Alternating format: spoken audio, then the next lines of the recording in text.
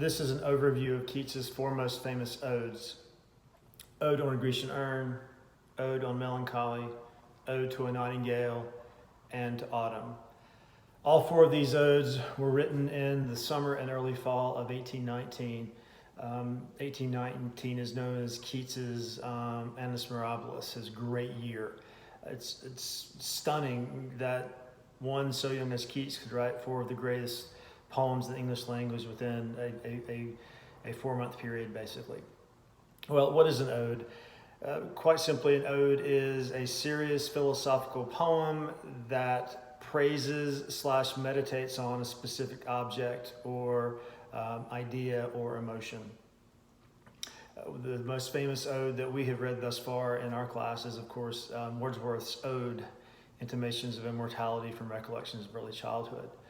Now, Keats in his odes does, of course, address the feeling or the object, and he ostensibly praises the feeling or the object. But in the end, Keats's odes are less about a meaning that we can attach to the feeling or object, and more about the experiences of feeling and thinking that the object inspires. Keats's odes are less about a certain theme or motif and more dramatizations of how the speaker experiences painful / exhilarating contraries. So let me run through each of the four odes rather quickly. This is, again, an overview to give you a sense of how in each poem the speaker is negotiating two contraries and ultimately leaving himself and the reader at the end of the ode in this sort of interpretive limbo where he is not choosing one contrary over the other, but is ultimately celebrating the virtues of both contraries while also questioning the limitations of both contraries. So let's begin with Ode on a Grecian Urn, which begins, "Thou still unravished bride of quietness, thou foster child of silence and slow time." So initially it seems as if the poem is praising this urn. Why? Because there's something pure and timeless about it. It is unravished. It is not yet engaged in sexual experience. It is not yet married. It has not entered into what Blake calls generation. And because of this, it seems to be somehow outside of the growth and decay of time itself. That's good. But also the word ravished, even though it's connected to a word associated with sexual assault, is also associated with the word rapture. So even though the urn is outside of the growth and decay of time, as an urn or a work of art might be, because of that, it has not experienced the exuberance, the fecundity, the abundance of time. So in the poem, we see the speaker move back and forth between praising the urn as a symbol of eternity, as a symbol of the possibility of art transcending the pain of time, but then realizing that the urn is ultimately artificial and cold. And then we see the poet leap back to the other side, suggesting that no, physical experience is good. I don't want to be away from physical experience. But of course, physical experience causes us pain, so I've got to go back to the urn. So there's a very dialectical motion of the poem. And we see this ambiguity in the first two lines. We also see it in the last stanza of the poem. The urn, the poet says, doth tease us out of thought, as doth eternity. So eternity teases us out of thought because it transcends our ability to make sense of it. It is beyond our rational conceptions, but also it teases us, it mocks us, it makes us feel bad. The urn symbolizes to us what we can never get. So we're left at the end of the poem with this little, almost, it feels like a Zen koan almost. It's a riddle. What does the urn say to us?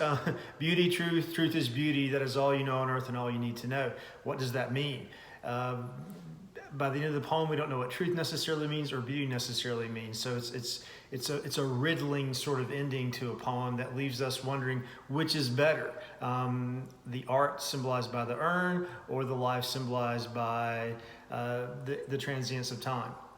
Well, we see in Ode on Melancholy, as I mentioned in another lecture, the poet seemingly wanting to embrace the temporal side. He seems in that poem to say, only when an object can die, Only when we sense the fragility of an object, like the wealth of globed peonies or the rainbow of the salt sand wave, only when we sense that can we experience the beauty of that object. So time is ultimately good in that poem. The poem seems to come down on that side. But yet at the same time, there's a sense that in order to achieve the melancholy fit, the melancholy ecstasy, one must sacrifice one's comfort to the poetic life. So the poem ends with the poet as a cloudy trophy hung in the shrine of melancholy. So even if there's an embrace of the ecstasy of time in the poem, there's also a sense that to live that way, to live intensely, living out of a hunger, a desperate hunger for aesthetic experience, that ultimately burns one out. It's better to burn out than fade away, and could lead possibly to an early death where one is simply a trophy for the muse that is melancholy. So we see that dialectic at play again, and then again it's difficult to get a sense of which side of the dialectic we should choose. Well, Ode to a Nightingale does the same, where we see the poet opening up in great pain. My heart aches, a drowsy numbness pains my sense, as though of hemlock I have drunk, or emptied soul some dull opiate to the drains, 1 minute past and lethe words had sunk. So the poet opens up feeling pain, feeling such pain as if he's even poisoned, and it's as if he's sinking to death. But then suddenly he hears this bird, this light-winged dryad of the tree, in some melodious plot of beech and green, or shadows numberless, singest of summer in full-throated ease.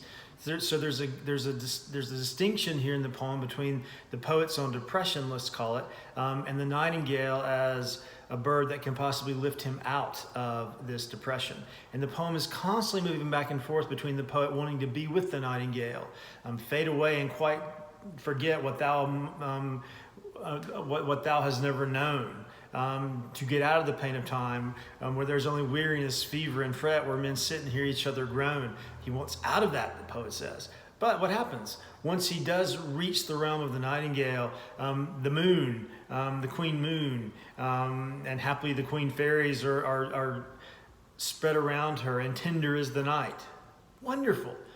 But then it's as if he's in this dim world of fantasy and imagination. I cannot see what flowers are at my feet. And he feels alienated from the beauties of the natural world. Yes, the natural world causes pain and melancholy, but also it's where the nightingale comes from. And also it's where the coming musk grows, full of dewy wine, comes from, the hawthorn. So get back to time, because that's where the sensual pleasure is that gives rise to the yearning for beauty in the first place. But then what happens?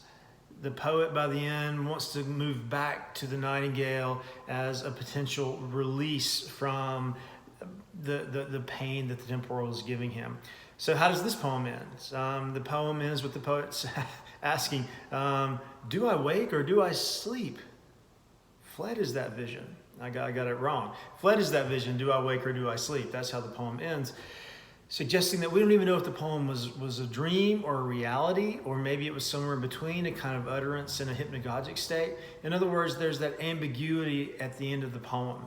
So these three odes that I'm talking about thus far are really dramatizations of the great polarities that are constantly pulling us asunder in life, suggesting that each polarity has its virtues, but each polarity has its limitations. So what happens into autumn? It's as if in this poem, Keats reaches a kind of peace, a calm, a tranquility, a concord that he does not enjoy in the other three odes that I've been talking about. In his last letter to his friend Charles Brown, when he was in Rome trying to recover from his tuberculosis, of course he did not, he says to his friend Charles, I feel as though I am posthumous. In other words, I feel as though I'm already dead. I feel as though I'm a dead man. Well, this idea of posthumousness is certainly tragic when we think of Keats using it to describe the fact that he is aware of his moribund state, but it can also be seen as a positive in a way when we look at a poem like To Autumn, in which the poet seems to be able to be sort of outside of the turmoil of physical existence, and pulling for everybody to win. If you're posthumous, you no longer have a stake in the game. You're no longer in the race. And you can stand to the side and cheer for everybody to win. And that's almost what To Autumn is about. It's a poem that fully embraces the cycle of the seasons, fully embraces, in fact, the season that leads into the death of winter. There's no strain in that poem. There's no sense that there's something wrong in that poem. It's a letting out of, okay, yes, I consent. Season of mists and mellow fruitfulness, close bosom friend of the returning sun, conspiring with him how to load and bless the vines that round the thatch eaves run, and so on and so forth. We don't even see an I in the poem at all. It's as if the poet himself has stepped aside or come transparent. He's become fully egoless, and we simply see the slow, stately movement of autumn from its early days, where we still feel summer, where the bees themselves are fooled by the warm days, as if summer has overwhelmed their clammy cells. Then we move to the middle stanza, where we start to see autumn personifies harvesting the apples and making the cider. And then by the last stanza, we see the lambs and the birds sort of moving into the dimness and the darkness of winter. But there's no fret, there's no worry, there's no vexation. It's simply the swallows twitter in the skies. It's as if the poem kind of eases out into almost the sleep of winter. Hear those nice S sounds, swallows twitter in the skies. So that's the movement of these 4 odes, and that's it.